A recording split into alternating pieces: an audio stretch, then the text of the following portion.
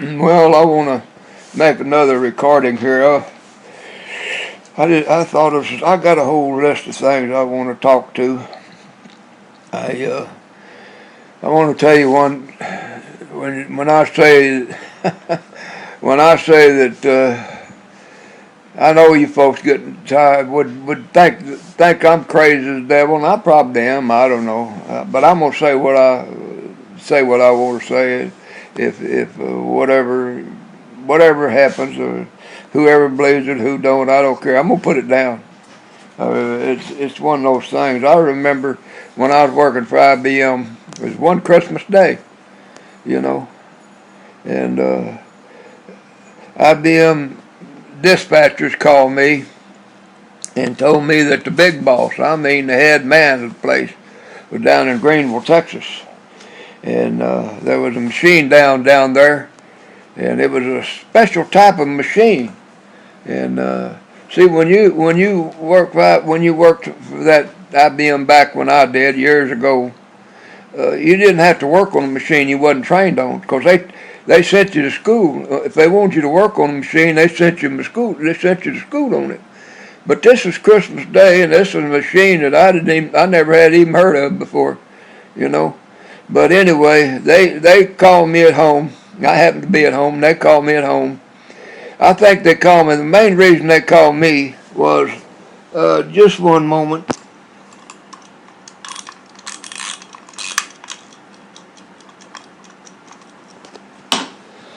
The main reason they called me, even though I wasn't trained on that machine, I normally work at that particular time. I worked third shift a lot, and the reason I did that, the reason I worked third shift, was that I just didn't like bosses. So on third shift, I was all by myself, and I didn't have nobody bossing me around. So, but this was in the daytime. I mean, they called me one morning, late. I don't remember. To tell you the truth, I can't remember. I don't know if it was in the morning or late in the afternoon or what. I can't remember. But I do remember the call, and I remember the incident. The only reason they called me is they knew that I would take a call on just about anything, whether I was trained on it or not. And they had called everybody that was trained on it. They'd called everybody they could think of they could get a hold of. They were just calling people trying to find somebody home. And they finally found me at home. And this was down in Greenville, Texas. Gosh, I don't know how far Greenville, Texas is. I don't know where it is even anymore. I just know of the town of Greenville, but I don't know where it's at. But anyway, they called me and asked me if I go down there. The big boss was down there, and he was wanting somebody to come down and work on the machine. He was down there. It was an army post of all things. It was a small one, but anyway, it was an army post. The only reason I knew that because I took the call.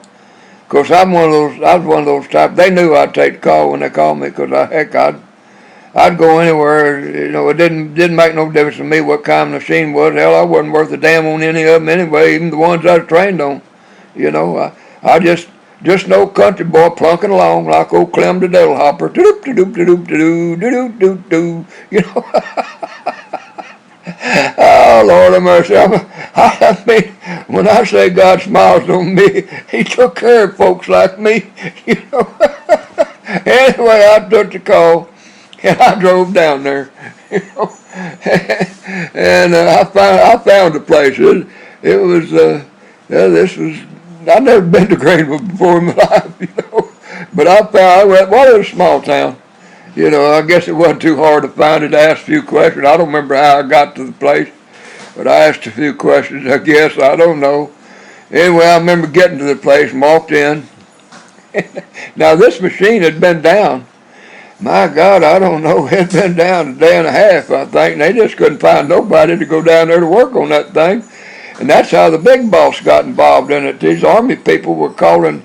You know, they called up and called IBM dispatch, I guess, raising all kinds of sand about it, and to come unglued. And they got so hot and so everybody was so mad, the army, and, you know, was so mad and everything. Nobody was down there to fix the machine for been down over a day, you know, and they couldn't get nobody down there on Christmas Day. And anyway, he even got the big boss. I mean, he's the main guy, you know. Anyway, I went down there, and I found the place, and I walked in. Sure enough, there was a big boss. I knew him, but I never talked to a good God, little old peon like me talk to the big boss. But anyway, I walked in, and I walked over to the machine, and the first thing I did. Now this machine had a lot of different parts to it. You younger folks, y'all pick up one of these computers, and man, you got the whole thing in one box. See, back when I used to work on them computers, they scattered all over the room. You know, you had disk drives one place, tape drives another place, big old CPU in one place. God, I don't know, printers in the printer somewhere. I can't even remember all the stuff that was on that darn thing. You know, it's been so long ago, but it was just scattered all over this building. Anyway, they had the main little place had a computer, and God, it just had a bunch of lights on the front of it. They just, man, I guess they just put them on there for make it look impressive. I don't know. I never read the damn thing, so I don't know what they meant. You know, but blinking, that's all they did, boy. I mean, if you looked at that thing, it'd impress the devil out of you, you know. You've never seen one before. Anyway, I walked up to it, and there was a guy sitting there, and everybody had a glum look on their face, and there was my big boss. I mean, he the biggest dude, you know. But you know, a lot of people I think didn't want to take that call because he was down there. Because, I mean, boy, you go down there and you don't fix that thing, the big boss is right there looking at you. But hell, I was so dumb I didn't even think about that, you know. but what I'm fixing to tell you, you know, when I tell you that the good Lord is looking after me, he just, you know, he takes care of us dumb folks, you know, he really does. I know you folks get tired of hearing me talk about it, but good Lord, he kind of takes care of us folks that ain't got it all upstairs, you know. I walked into that darn place. I mean, it wasn't 5 minutes later I had that thing running. Can you believe that? Old hoppity-doo, dippity-doo, you know. I walked in. Well, first thing I did, so I've been in the business for a while, so I had one of the most embarrassing things in the world happen to me one time when I went out to work on another machine like that. It's up and down. It wasn't no big deal. But I walked in, and when I hadn't been there maybe 10 minutes, this is another one. This ain't that one down in Greenville. This is one I had before that to give me the experience to do what I did when I went down to Greenville. But I walked in, and they lost power on the building. And the machine that I was supposed to be the specialist on that knew how to fix powered down, and I couldn't power it back up. God, I didn't know what to do to power it up. And here I am, the big old machine fixer from IBM walks in the room, he's supposed to know what he's doing, and I can't even power the machine up. So when I went to Greenville, the first thing I did when I walked in that building, I told them to power that machine down and then power it back up. You know, and I stood there and watched them. And said, at least if we lost the darn power while I was standing there, at least I'd know how to power the dead blasted thing up. I wouldn't look like a darn fool there in front of everybody, you know. So anyway, it got back up, you know, and excuse me, I have to cough every once in a while. I'm an 84-year-old nut, you know, but I just have to talk about all this stuff.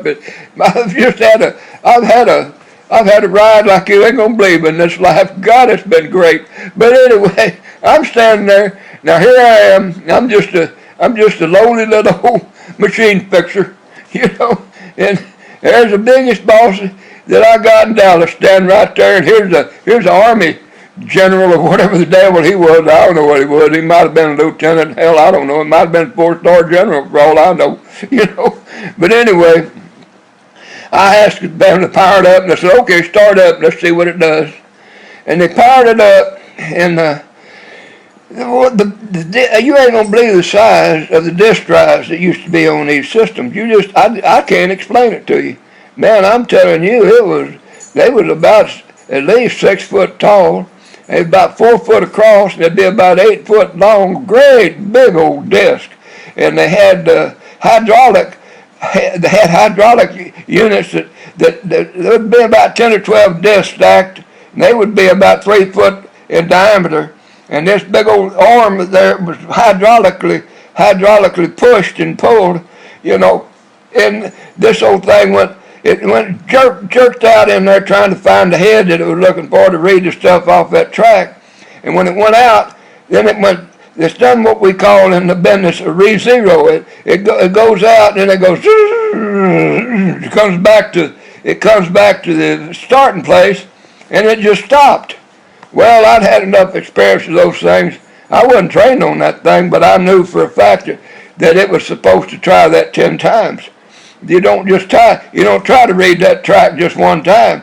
When you go out and you don't read it successfully, you read zero, and then when you hear it, it goes, and it comes back, and then it bangs out again, and if it's programmed right, it'll do that 10 times before it quits.